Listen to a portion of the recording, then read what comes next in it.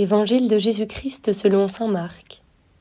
En ce temps-là, appelant la foule avec ses disciples, Jésus leur dit : « Si quelqu'un veut marcher à ma suite, qu'il renonce à lui-même, qu'il prenne sa croix et qu'il me suive.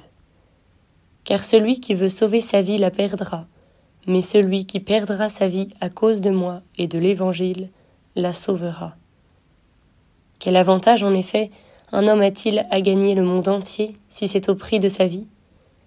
Que pourrait-il donner en échange de sa vie ?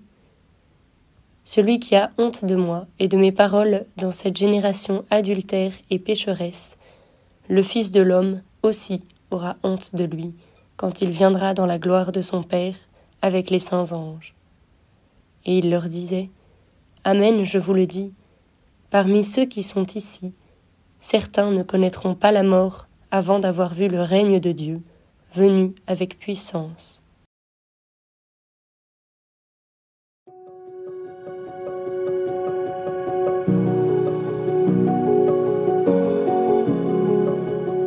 Au cœur de l'Évangile, après la profession de foi de Pierre et l'avertissement sévère qui lui est immédiatement adressé, Jésus exprime de la manière la plus claire à ses disciples ce qu'il attend d'eux.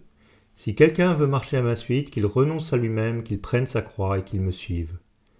Le chemin que propose Jésus est un chemin de renoncement, d'humilité, d'abandon radical.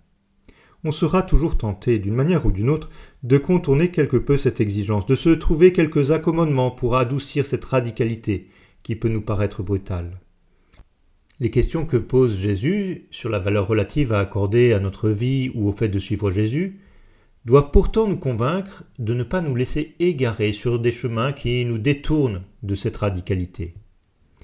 Alors, à chacun de nous, aujourd'hui, de comprendre ce que signifie le fait de renoncer à notre vie, de prendre notre croix et de suivre Jésus.